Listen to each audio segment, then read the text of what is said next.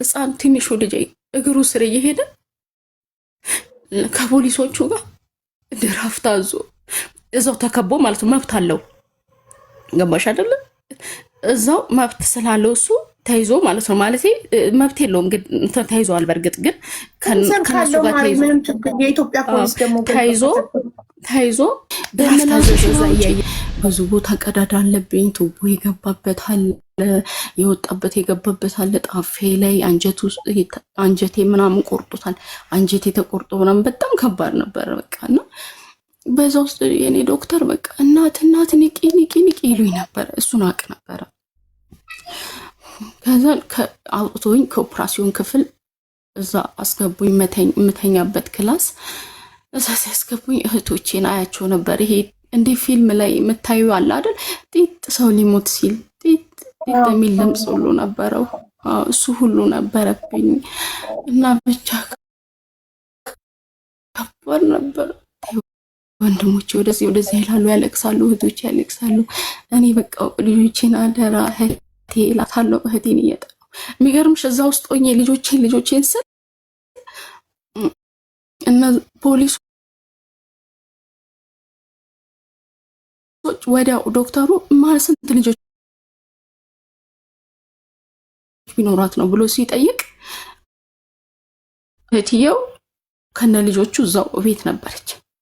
ወዲያው ልጆቼን አመጡልኝ ማለት ነው። በፖሊስ ሄደው ቤቱን ዘግተው ምናምን መጡ። ልጆቹን ይዞ እንዳይጠፋ ተብሎ ነው። እሱ አመለጠ። አላመለጠም፣ ተያዘ። እሱ እኮ የሚገርምሽ ደግሞ እሱ ፖሊሱ እንደዛ ሲሄዱ እነሱ ሊያመጡ ልጆቼ እሱ ወዲያውን የተያዘው እጅ ከፍንጅ ህዝብ እሱ ሊያባረር ሄዷል። ግማሹ እዛው ከመሳሪያው እጅ ከፍንጅ ያዙት። ብዙም ሮጦ አልሄደም፣ ተያዘ ወዲያው። ህዝብን የያዘው የሚገርምሽ። እኔም ሐኪም ቤት ገባው። ልጆቼን በፖሊስ ተያዙ፣ እሷም ተያዘች፣ ወደ ቤተሰቦቿ ተሸኘች። ልጆቼም ወንድሞቼ ጋር መጡ። ከዛን ከኦፕራሲዮን ስወጣ ልጆችሽ መጥተዋል አሉ ዶክተር። በቃ ልጆችሽ አሉ አይዞሽ ይለኛል ዶክተሩ እየመጣ ማለት ነው። እና ልጆች ብዬ በጣም በቃ አሳድግልሻለሁ ይለኝ ሁሉ ነበረ፣ ቃል ይገባልኝ ሁሉ ነበረ። በቃ እዛ ውስጥ እንጃ በህይወቴ እንጃ እንደዚህ ማነው ልጆችሽን አሳድግልሻለሁ ብሎ ቃል ይገባልሽ? ዶክተሩ መጀመሪያ ያንም ነገር ሻለው መጀመሪያ ልጆቼን እል ነበረ እና ትልቁ ልጄ በጣም ነው የምወደውና ትልቁ ልጄ ዶክተር እንዲሆን ፈልጋለሁ፣ እንደኔ የሆኑትን እንዲያድን ምናምን እኔ ያሳድግልሻለሁ አይዞሽ፣ ወደ ኦፕራሲዮን እየወሰደኝ ማለት ነው እየወሰደኝና ከባድ ነበር። አሁን ጠንካራ መሆን እፈልጋለሁ። አሁን ላይ ያው ጠንካራ ሆኜ ነው መናገር የምፈልገው። ከዛ ከኦፕራሲዮን ክፍል ወጣው። ወንድሞቼ በጣም ያለቅሱ ነበር፣ እህቶቼ ያለቅሱ ነበር፣ አያቸው ነበር። ሞታለች አለች ብሎ ሰው ይጓጓ ነበር። የናዝሬት ህዝብ በቃ ያዩኝ እዛ ጋር ግማሹ ሞታለች ይላሉ ምናምንና ያ ልጅ እንዳትሄድ ተብሎ ነበር። የሚገርምሽ እንዳትሄድ ቁም። ለምን መሰለሽ ያ ይዞኝ የሄደው ልጅ እሱ እስካልመጣ ድረስ እስካልተያያዘ ድረስ ተጠያቂ ነው እና እሱ እንዴ ግዴታ ነው ወንጀለኛው ማን እንደሆነ እስከሚረጋገጥ ድረስ ህጉ ነው። ያየሽ ወንጀለኛ ይዞኝ ሆስፒታል ያደረሰኝ ልጅ ሰውየው እስከሚያዝ ይቆያል እዛ። ወይ ጉድ! ለዚህ እኮ ነው አንዳንዴ ሰው መርዳት እንዲጠላ ሰው አሁን መንገድ ላይ የሆነ ሰው እየደማ ምናምን ቢያይ አንስቶ ሆስፒታል ከወሰደ ቆይ እዚሁ ያመጣ አንተ ስለሆንክ ወንጀለኛው እስኪ ሲባል አሁን ይሄ ሰውዬ ህይወት አለው ብዙ ነገር አለው። ምን ይላል? ከዚህ በኋላ መንገድ ላይ ሰው እየደማ ባይ አንስቼ አልወስድም ሆስፒታል፣ ምክንያቱም ፖሊስ እዚሁ ቆይ ስለሚለኝ ይላል። ገባሽ? ይሄ ትክክል አይደለም። ኢትዮጵያ ውስጥ ብቻ ነው እንደዚህ የሚደረገው። ከዛን በቃ የሚገርምሽ ልጁ በጣም ነው በቃ እንጃ። ከዛ በኋላ ስጠይቀው ማለት ነው በቃ እንኳን ደስ አለ ካሉት መተው ማለት ነው ስለተያዘ። ከዛ ወደ ቤቱ በቃ በደም ተጨማልቋል። ባፉ በፍንጫው በቃ ደም የገባው ማለት ነው። ልጁ እና ወጣት ነው ብን ብሎ ነው የሄደው ከዛ መሰለኝና ከዛ እኔ ከገባሁኝ በነጋታው ይሁን በነጋታው መጣ። እየነቃው ስለሆነ ማደንዘዣውም እየለቀቀኝ ምናምን ያው ደህና ነኝ እና ደህና እየራሴን እያወቅኩ መጣው። ጠዋት ላይ መጣ አለች ግን አለብቅ እንደመጣ እና ከዛም በዛ ውስጥ በቃ 9 ቀን ቆየሁኝ ሐኪም ቤት። ጥሩ እንክብካቤ ያደረጉልኝ። ሙሉ ኦፕራ ነገርሻለሁ። ሙሉ ኦፕራሲዮን ነኝ። ጣፊያዬን ነክቶታል። ጣፊያዬን አወጧት። አንጀቴ 2 ቦታ ነው የበሳው፣ በገባበትና በወጣበት ማለት ነው። እሱን 2 ቦታ ቆርጦ የሰፉት 2ቱም ቦታ። ጣፊያ ውስጥ ውሃ ተጠራቅሞ ይሄ ሳምባ ሽፋን የሚባል አለ እሱ ውስጥ ይሄ ወገብ ጀርባዬን አጥንቴን መቶኛል ምናምንና ብዙ ቦታ ተሰፋፍቻለሁ። ይሄ ሆዴ ላይ ግማሽ ሆኖ ሙሉ ቁስል ነኝ። ጣባ እንትን ነኝ በቃ ሙሉ ቀዳዳ ታሽጉ እና ዶክተር ምን ይለኛል ሲመጣ፣ ዝም በይ አንቺ ምንም አልጠይቅሽም፣ ምንም አትበይ፣ እግዚአብሔርን ብቻ መስጊኝ ይለኛል። ጠዋት ሲመጣ ሲያይ ማለት ነው። አንቺ እግዚአብሔርን ብቻ ነው የምታመሰገኝ ይለኛል። እውነትም እኔ ምንም አልናገር። ፖሊሶች መጥተው መረጃ እስከሚጠይቁኝ ሲጠይቁሽ ነገር አለ ከዛ ውጪ የምመልሰው ነገር የምጠይቀውም ነገር የለኝም። ለምን እንዲሆንኩም አልልም። ዝም ነው የምለው በቃ። ከዛ እኔም ሰማሁኝ ተይዟል የሚለውን እኔም ከነቃው በኋላ ሰማሁኝ። ደስ አለኝ። እኔ መኖሬ ልጆቼ መኖራቸው በቃ ከምንም በላይ በጣም ደስ አለኝ። ቀን እንጃ መኖሬ ደግሞ በህይወት በጣም ነው ደስ ያለኝ። ቁስሌን አላሰብኩትም፣ መጎዳቴንም ያንን መከራ አላሰብኩትም። ማለት እድናለሁ የሚል ተስፋ ውስጥ ይመጣ በቃ ደህና እግዚአብሔር ወይ አንተ ታድነኛለህ ምናምን እላለሁ። እና ልጁ ምን አለኝ መሰለሽ፣ ያኔ እኮ ይዤሽ ሲሄድ እናት አለኝ፣ ይዤሽ ሲሄድ እግዚአብሔር ወይ መጥፋቴ ከሆነ አንተ ውሰደኝ ትይ ነበረ፣ እቺን ብቻ ነበር የምትናገሩ ይለኛል።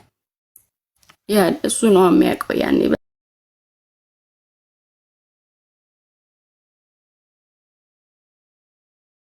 ምንም አይነት የአካል ጉዳት አልደረሰብሽ? አይ ምንም አልደረሰብኝ። ያው ጣፊያ ወጣች እና ይሄ ውፍረት ክብደት ጨምራለሁ ምናምን እንጂ በጣም ይገርም አልመስለም። አሁን እውነት እግዚአብሔር ነው ማለት በታይ አታምኝም ማለት ጣፋሴን ምናምን አይቶ ሰው ካል ወይ ሕክምናውን ማስረጃ የፍርድ ቤቱ ወይ ውስጤን ሰውነቴን አይቶ ካልሆነ በስተቀር አልመስለም። አቋሜን ብታይ ቆሜ ሲሄድ ብታይን ጭራሽ ይሄን ሁሉ ነገር ያሳለፍኩ አልመስልም በቃ 50 ሴንት 9 እያሉ ነው። 50 ሴንት አሜሪካዊ ዘፋኙ እሱ 9 ጥይት ጠጥቶ እና እሱን ያንን የሚያክል ግንብ የሚያክል ሰውነት ይዞ 9 አይደለም 19 ጥይት ጠጥቶ ቢታ ምን ይገባ? እሷ ሴት ሆና ኢትዮጵያዊ ሆና ምናልባት ወታደር ምናምን ይሆናል እንደዚህ ከጥይት የሚተርፍ። ግን አንቺ ምንም አይነት የነርቭ ችግርም አላጋጠመሽ? ሙሉ ጤነኛ ነሽ አሁን ላይ? ምንም አቡዬ ሙሉ ጤነኛ ነሽ? ምንም አይነት የሰውነት ግን ምንም አይነት የሰውነት ህመም፣ ምንም አይነት የነርቭ ችግር አላጋጠመሽ? ምንም የለም። ስንት ዓመታት ፈጀብሽ ለማገገም? ግማሽ አይደል በግራይ በአንድ በኩል አይደለ ሶስቱም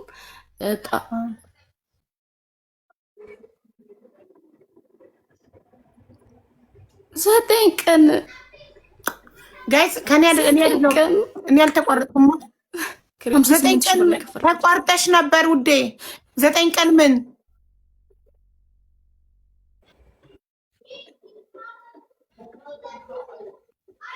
ወይ 9 ቀን ብቻ ነበር ሐኪም ቤት የተኛሁት። ከሐኪም ቤት ወጥተሽ ቤት ስንት ዋርተኝ እኔ የምቋረጥ ከእሷ ነው እያሉ ነው ተመልካቾች። ደግሞ ከአንቺ ነው። ከሆስፒታል በ9 ቀን ወጣው ነው አደለ? ቤት ስንት ወርተኛሽ?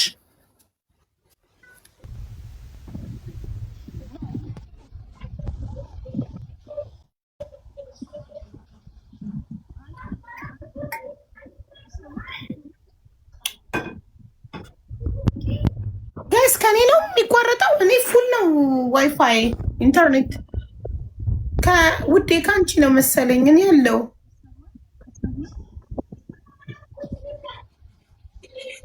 እናት ውሸት ነው የምትሉ ውዶች፣ በቪዲዮ ቀርባለች ዩቱብ የሆነ ዩቱብ ቻናል ላይ በቪዲዮ ቀርባለች እና ውሸት አይደለም። እዚህ ማመን ይከብዳችኋል እናንተ የምትሰሙት ነገር። እናት እና እኔም ለማወቅ የጓጓሁት ስንት ዓመት እንደተፈረደበት ይሰማል። አሁን መተሻል። አሁን ገና መጣሽ። እሺ ሐኪም ቤት የተኛው 9 ቀን ነው። ቤትስ? ቤት ቢያንስ ሳምንት እንደዛ ተኝቻለሁ። እና ተነስ ለምን በጣም ሕክምና ከጨረስኩኝ በኋላ ይሄ ማደንዘዣው ሲያልቅ እንትን ይለኛል፣ እንዴት ይጠዘጥዘኛል፣ ያመኛል፣ በቃ አለቅሳለሁ። አንድ ቦታ አልተኛም፣ እዚህ ላይ ወርዳለሁ፣ እዛ ጋር ምግብ አልበላም። ምግብ የሚገርምሽ በበለው ቲማቲም እንትን ነበር ምበለው፣ ቲማቲም ይለብለብ ይል እሷን ብቻ ነው አልበላም ነበር ምግብ። እና ግን አልተኛም፣ በቃ እንቀሳቀሳለሁ፣ ወደዚህ ወደዛ አላለሁ። ሳምንት እንደዚህ ተኝቼ መሰለኝ ብቻ መንቀሳቀስ ጀምሬያለሁ። ሳምንት የሚተኛ ለምን ትንቀሳቀስ ብሏል ዶክተሩ፣ በደንብ ትንቀሳቀስ ብሏል።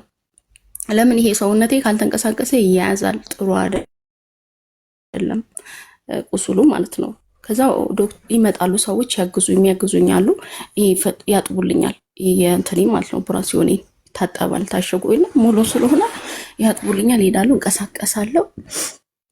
በቃ እንደዚህ ሆኜ አንድ ቀን ግን እየተንቀሳቀስኩ 1 ወር ሆኛለሁ ቤቱ። 1 ወር እየተንቀሳቀስኩ ተነስቼ አንድ ቀን ወር ሳይሞላኝ ፍርድ ቤት ሄጃለሁ የእሱን ነገር ለማየት። ጸጉሬን መራመድ ችለሽ ማለት ነው?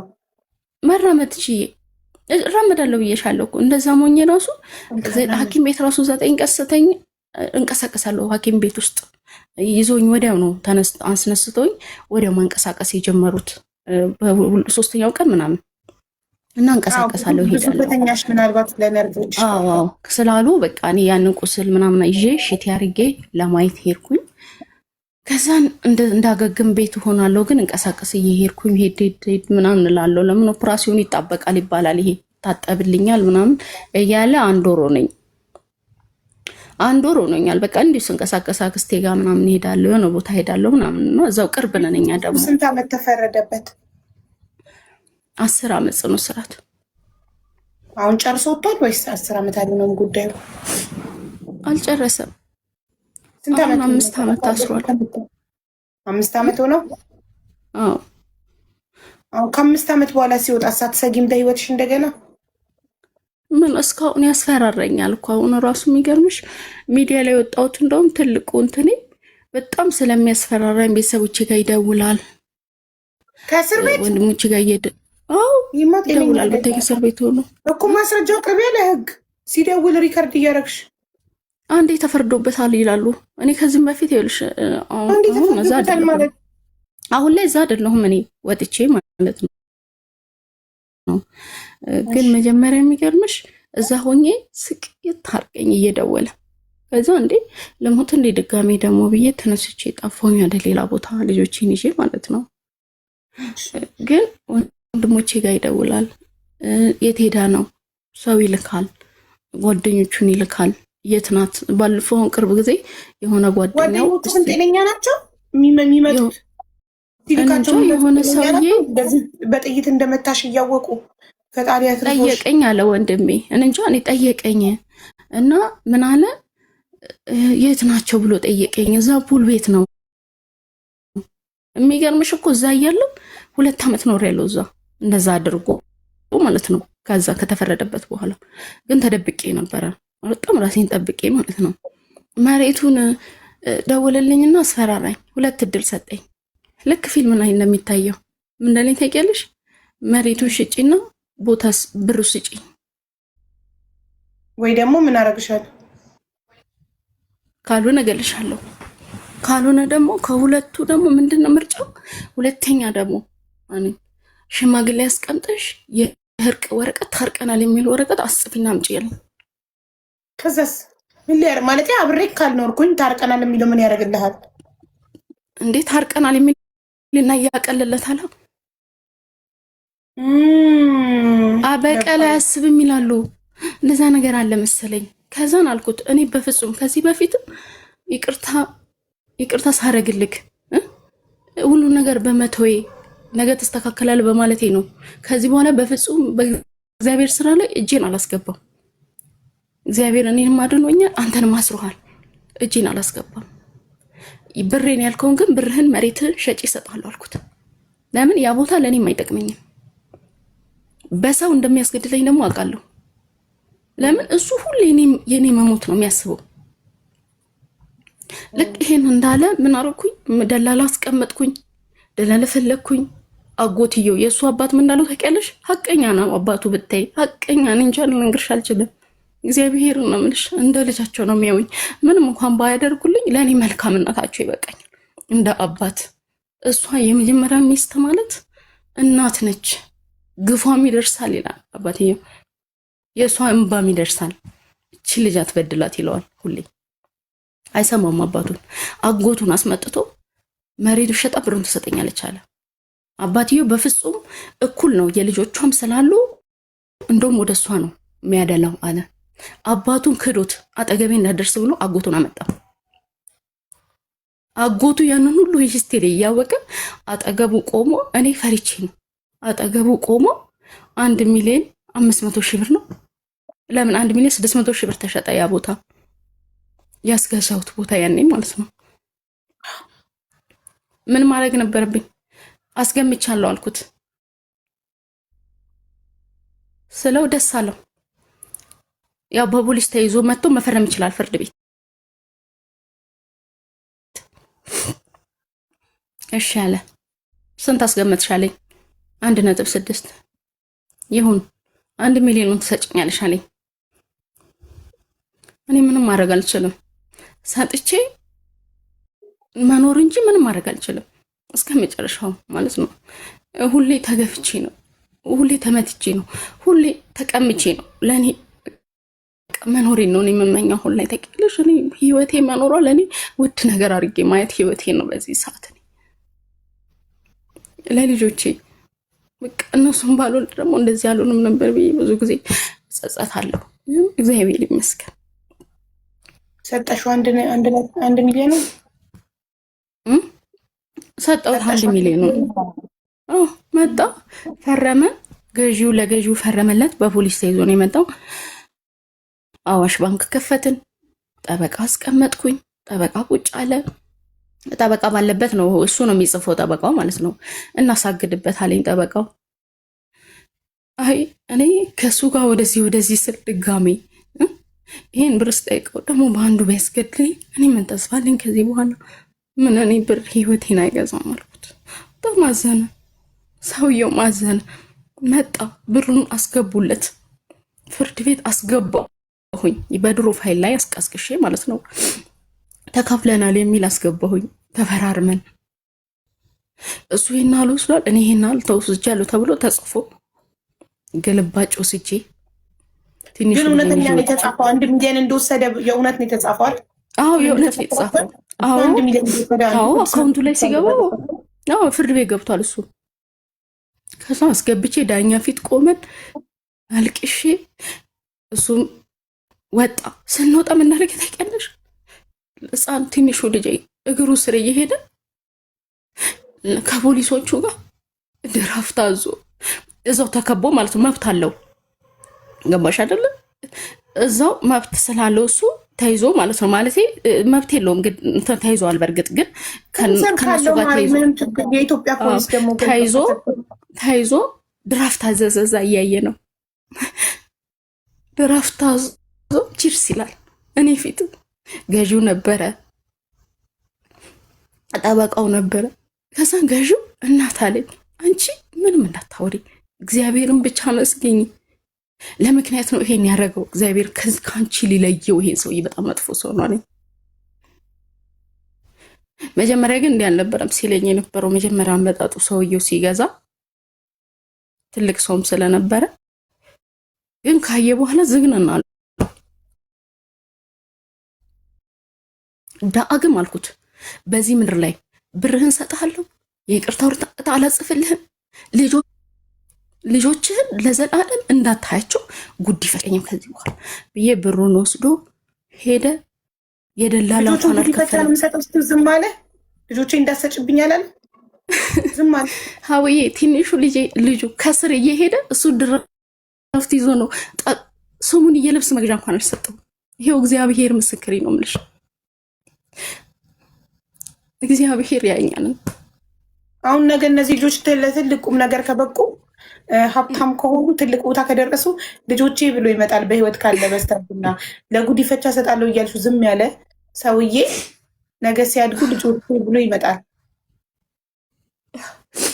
ያው ከዛ ከባድ ከዛ ልጆቼን ይዤ ሄድኩኝ። የደላላ ራሱ 100,000 ብር ነው የከፈልኩት። እኔ ነኝ የከፈልኩት የደላላውን ራሱ። ከዛ እኔ መሬት ነበረኝ ነግሬሻለሁ፣ የገበሬ ልጅ ነኝ ብዬሻለሁ። እና የመጀመሪያውን ሸጬ አለኝ ሌላም እንደዚህ እናት እድሜ ለእናቴ ማለት አንዳንድ ጠንካራ እናት ለራሳቸው ሳይኖሩ ለኛ ያስቀምጡት። ከዛ እዛ ላይ ምን ጀመርኩኝ? በ500,000 ብሉኬት ጀመርኩኝ፣ ብሉኬት ማምረት እና ብሉኬት እቃዎቹን ሙሉ እቃ ገዛሁኝ። እዛ ቦታ አለኝ፣ ሰው አመጣሁኝ። እዛ እያመረትኩኝ እየሰራሁኝ ሙሉ ብሩ ነው ኢንቨስት ያደረኩት። ብሉኬት ስራ ብዙ ብር ያወጣል። ማሽኑ ራሱ ውድ ነው እና ሮቶዎች፣ ፓምፖች ብዙ ነገር አለ። እሱን አመጣሁኝ። እሱን እየሰራው እያለ በቃ እንቅልፍ አጣሁ። የሚገርምሽ ብር አገኛለሁ ሰርቼ ሰላም የለኝም። በቃ ፈራለሁ። ዝናብ ሲዘንብ ወንድሞቼ የት ናችሁ እላለሁ። እዛው እኮ አጠገቤ ናቸው፣ ጎረቤቶቼ ወንድሞቼ ናቸው። አንድ አካባቢ ላይ እስር ቤት ቢሆንም ሰው ልኮ እንደገና እንዳያጠቃሽ ነው። በቃ የሆነ ቦታ ሄዳለሁ፣ ደበቃለሁ። ከዛ እንዴ ምን ነው እኔ ድጋሚ ደግሞ ልሙት እንዲ ያልኩኝ፣ ብሩስ ቢቀር ስራውስ ቢቀር ብዬ ያንን የገዛሁትን ዕቃ በትንሽ ብር ሸጬ ለአንዴና ለመጨረሻ 2015 ላይ ከናዝሬት ምድር ወጣሁ። ጨክኝ በቃ መሞትም ብኖርም ብዬ ማለት ነው። ያለዝን ይዘሽ ነው ግን ልጆችሽን ይዘሽ ልጆችን ይዤ እዛው ተውኳቸው ብቻ እንዳትኝ። ኧረ ይዤ ነው ወዴት የምተዋቸው? ይዣቸው እነሱ ደብዳቤ አጽፌ ሴቶችና ህፃናት አጽፌ በቃ እኔ ያውቁ ነበር የኔን ሂስትሪ አይተውኛል። ፎቶ ምናምን አንስተውኛል። ሲሄድ በቃ ግብ ነው የሚሉት። ያቺ ልጅ እንደ እንትን ነው የሚሆኝ። በቃ እንደ ይሄ የለም እስከምናገር እንኳን አይጠብቁም ስለሚያውቁኝ። እና ምንድን ነው ሲሉ እኔ እዚህ በቃ ስጋት አለብኝ፣ መኖር አልቻልኩም። እና የሆነ ሀገር ብሄድስ ከዚህም በፊት ያለ መሄዴ ነው እንደዚህ ያስደረገኝ፣ ይህ ሁሉ ዋጋ ያስከፈለኝ። አሁን ግን ዘመድም ባይኖረኝ እሄዳለሁ አልኳቸው። እሺ ብለው ደብዳቤ ጻፉልኝ ለየት ለፌደራል ከወረዳ ከቀበሌ ሳይቀር ጻፉ። ለከተው አካል ትብብር እንዲደረግለት። አሁን የገባሽ ከናዝሬት ወጥሽ የገባሽበትን እንዳትናገር። አልናገርም። እና ከዛ መጥቼ በቃ እና ለልጆቼ ነበር የሆነ ነገር የጠየቅኩትና በቃ ያ ነገር ተሳካልኝ፣ እግዚአብሔር ይመስገን። መንግስት እንዲረዳኝ ማለት ነው፣ ትምህርት ቤት ምናምን እሱ ተሳካልኝ። ከዛን ትንሽዬ ቤት ተከራይቼ መኖር ጀመርኩኝ ማለት ነው። ግን እንዴት አይነት ህይወት እንደምኖር ታውቂያለሽ? በቃ ስራ ጀምራለሁ፣ የሆነ ቦታ እተዋለሁ። በቃ ጎዳና እኔ እንጃ ልነግርሽ አልችልም። አሁን ያለሁበትን ደግሞ አልናገርም፣ ለምን እኔም ጥሩ አይደለም። እና የኔ ህይወት ይሄ ነው በአጠቃላይ። እስቲል እስካሁን እየኖርኩ አይደለም ሀቡዬ፣ በእውነት ነው የምልሽ። በቃ እኔ እንጃ አንዳንዴ ለምንድን ነው የምኖረው እላለሁ። ተስፋ የለኝ ብታይ፣ በቃ ወደፊት እንደመሞት ነው።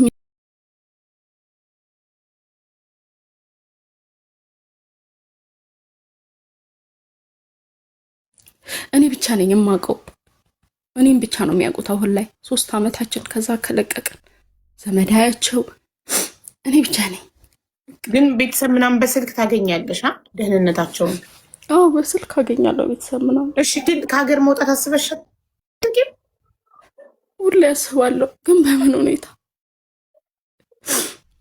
ሁሌ ምለው። አሁንማ ወሰንኩኝ፣ በቃ በስደትም ቢሆን ወደ ሱዳንም ቢሆን እላለሁ። በቃ ልጆችን ይዤ የሆነ ሀገር ጠፋለሁ እላለሁ። አሁን ላይ ማለት ነው ሚዲያ ላይ ያው ስወጣ ያ ነገር ማለት ቢያንስ ደጋግ ኢትዮጵያኖች ቢያዩኝ፣ ቢያንስ እኔም ባያዩ እንኳን ልጆች የሚያዩ እኔ ነገ ተስፋ ናቸው። እኔ ከዚህ በኋላ ለእነሱ እንጂ ለማንም አልጠቅምም። ገንብሽ አይደል? አሁን ላይ እኔ እነሱን ለማሳደግ እናት አለችን ጠንካራ እንዲሆኑ ነው እንጂ የምጠቅማቸው። ከዚህም በኋላ እኔ መንግስት ሀገር እመራለሁ ብዬ አታስብ። የሆነ ነገር አደርጋለሁ ለሀገሬ፣ የሆነ ነገር ለሰው አልጠቅም። በእርግጥ ግን ለልጆች እጠቅማለሁ። ምን ያህል ተስፋ እንደሚሰማቸው እኔ ሲያዩ ብታይ፣ አብዬ እንዴት ደስተኛ እንደሆኑ ብታይ፣ እንዴት በቃ እንደሚስቁ ብታይ። ልጆችሽ ቤተሰብ የማያገኙት እሱን ፍራቻ ነው አይደል? አዎ በቃ ለምን ድንገት እንኳን ገባሽ አሁን የት ናቸው? እሱ ተሞክሮ ምናምን የሚባል ነገር ካለ ወይ በሆነ እንትን እንዳይወጣ ነው የምፈራው እኔ። አሁን 5 ዓመት ሆነ የተፈረደበት 10 ዓመት ነው። 5 ዓመት ጨርሷል። እዛም ሆኖ እየደወለ በሰውም እየላከ እያዛተብሽ ስለሆነ ይሄ ሰውዬ በሆነ መንገድ ከወጣ ያልጨረሰውን ያልተሳካለትን ነገር አሁን ሊጨርስ ይችላል። በቃ እንደዛ ነው ያለኝ። እሱም ያለኝ እንደዛ ነው። ሀገር መውጣት ነው ያለብሽ።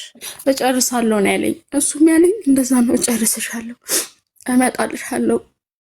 እናትሽን ብትገቢ ተመጭ። ይሄን ምን አደረኩት? እኔ ልጅ ወለድኩለት እንጂ አብዬ ለምን? እኔ እኮ በጣም የሚገርመኝ የኢትዮጵያ ሕግ እኮ ይህንን እየሰሙ እየደወለ እየዛተብኝ ነው ብለሽ ሪከርድ እያደረግሽ ብታቀርቡ እዛው እስር ቤቱ ላይ 10 ዓመቱ ላይ ሌላ 10 ዓመት አይጨመርበትም? አይጨመር። ያኔ ሞክሬያለሁ። ከዛ ሳልወጣ እየደወለ ሲያስቸግረኝ ደውሎ እነግርሻለሁ ምርጫ ራሱ የሰጠኝ እንግዲህ መሬቱ መሸጥ ምናምን በስልክ ነው። በነፃ ናቸው። የሚገርምሽ ስነግረው አንድ የተወሰኑ ተፈርዶበታል ተባልኩኝ። ስለዚህ የተፈረደበት ነገር ደግሞ ከዚህ በኋላ በጥይት ከመምታቱ በፊት በደበደብሽ ሰዓት ለፖሊስ አመልክተሽ አታውቂም?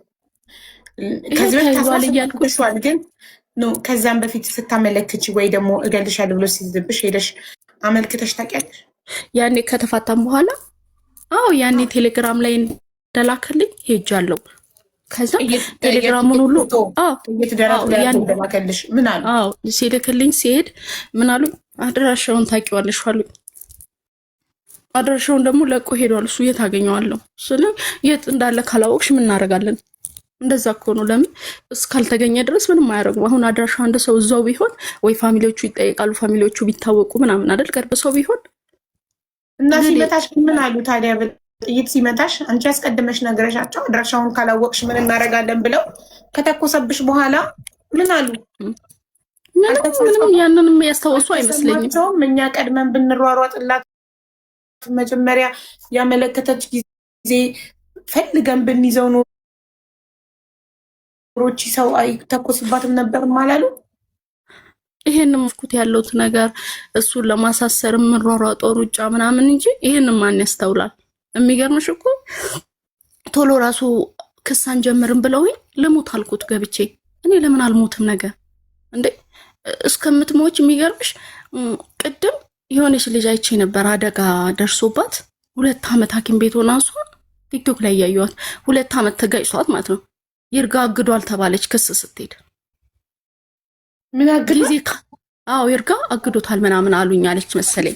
ለምን መሰለሽ 2 ዓመት አለፈው።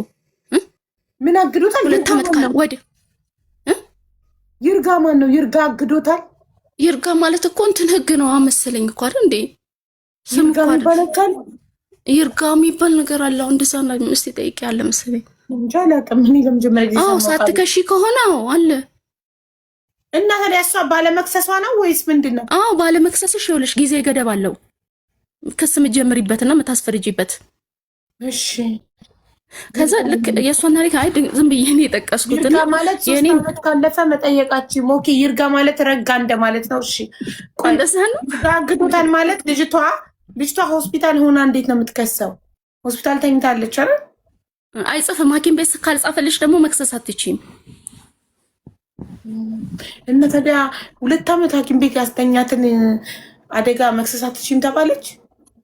እንደዛ መሰለኝ ሰማሁትና እኔ ምን አሉኝ መሰልሽ ወደ እኔ ስመጣ እንግዲህ እኔ እንደዛ ይሰማው መሰለኝና ምን አሉኝ እስከምድኝ ድረስ በይግባኝ ሊያወጡት ማለት ነው ሊያስወጡት።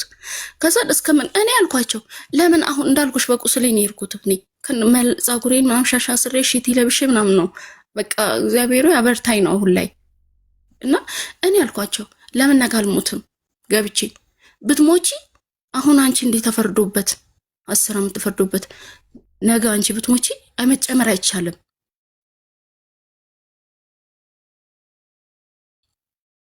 ስለዚህ ታይተሽ ነው አለኝ። በፍጹም ሐኪም ቤት ጽፎልኛል። በ9 ቀን ነው ሐኪም ቤት ከ9 ቀን በኋላ ክትትል የተወሰነ አድርጌ ነው ያጻፍኩት እኔ ከሆስፒታል። ለምን ይግባኝ እየጠየቀ የሚገርምሽ ጠበቃ ቆሞ እኮ ነው የተከራከረው። ይመታት ብሎ አስመስክሯል። ምስክር አለው፣ ጠበቃ አለው። እኔ እውነት እግዚአብሔር ምስክር እሱ ጋር በመልክ የሚመሳሰል ወንድም አለው። እኔ እንዴ አረ ወንድሙ እንደዚህ ያደርግ አረ ወንድሙ አይደለም እሱ ለማለት እንደዛ የለም፣ ውሸቱን ነው ለማምለጥ ሲል ነው። ወንድሙ ከየት ሊያመጣው ነው? ወንድሙማ አለ እኮ እሱ የሱ ወንድም እኔ ጋር ነበረ። እኔ ጋር የነበረ ወንድም ነበረው። ግን በፍጹም ወንድሙ ታማሚ ነው ብልሽ እኮ ለዚህ ነው አይምሮን ያሟል እንጂ አይምሮ ጤነኛ አቡዬ ወንድሙ ላይ እንዴት ያደርገው? አቡዬ አውቆ ነው የሚያደርገው። አምልጦ እኔ እንዲጨርሰኝ ነው፣ ሌላ ነገር አይደለም። ይገርምሽ አምልጦ ወጥቶ ሌላ ስራ ሊሰራ ወንድሙ እስከሚፈልግ እሱ ወጥቶ ሌላ ሊሰራ። እኔ ፋይሉ ልክልሻለሁ፣ የሐኪም ቤቱን የፍርዱን ውሳኔ ሙሉ አለኝ። ገና ከመጀመሪያው ነገር ይሻለው። ገና አንድ ሰው አሁን ሰድቦሽ አሁን መቶሽ በኋላ አልቅሶ ይመጣ የሚጠይቅሽ ከሆነ ጤነኛ ሰው አይደለም። እጁ ላይ ስትሆን ቤቱ ስትገቢ እያሰቃየሽ ጥለሽ እናትሽ ቤት ስትሄጂ እየመጣ አልቅሶ ይቅርታ ጠይቆ የሚመልስሽ ከሆነ መሪድ ነፍሲ ይባላል በአረብኛ የበሽታው ስም። በእንግሊዝኛ ናርሲስቲክ ነው መሰለኝ የሚሉት አይደል ነው። በአማርኛ ግን አላውቀውም።